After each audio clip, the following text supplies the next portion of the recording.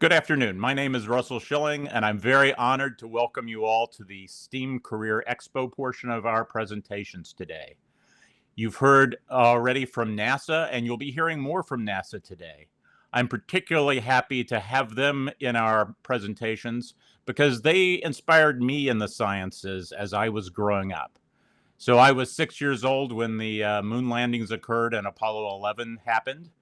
The astronauts were my heroes, and I identified with those men who were landing on the moon at that time.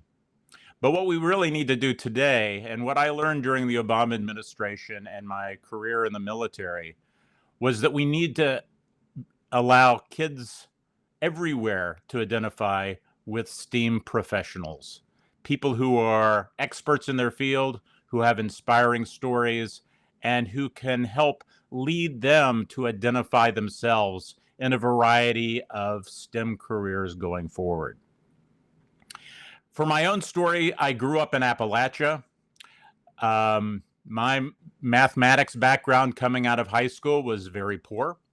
I had neither trigonometry nor calculus when I arrived at Wake Forest University in the fall of 1981.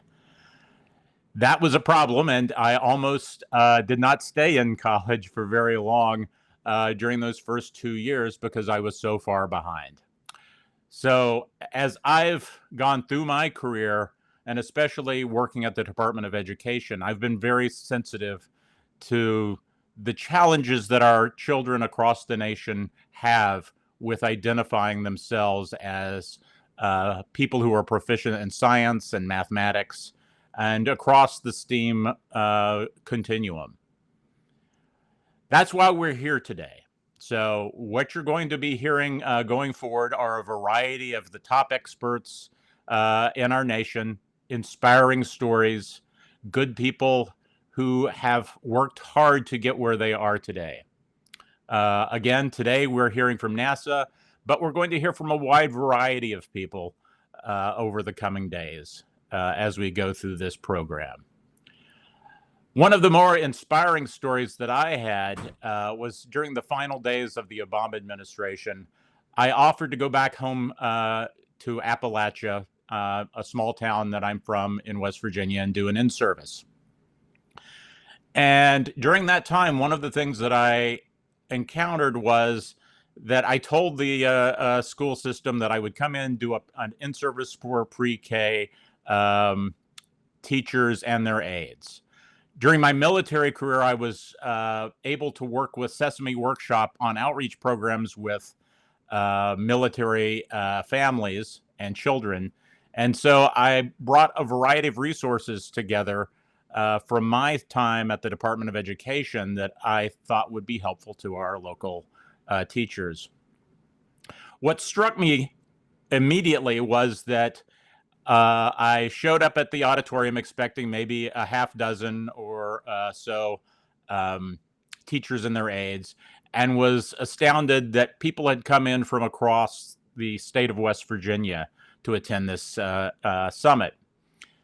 What I brought to them were, basic things: talks from Sesame Workshop, talks from Ramps and Pathways, where they teach how to do science with just wooden blocks. So things that any preschool teacher could use.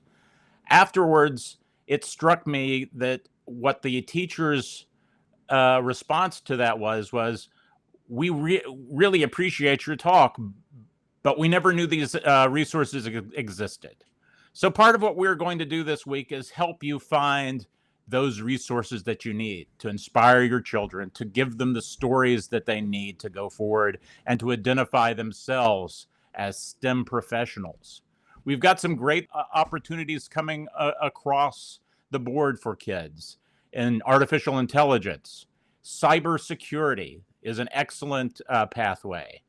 The traditional sciences, chemistry, physics, all of those are open to our children, but we have to allow them to see themselves in those roles and bring people to them that look like them, have similar stories to theirs, and can help them figure out the pathways they need to go to find their way into those careers.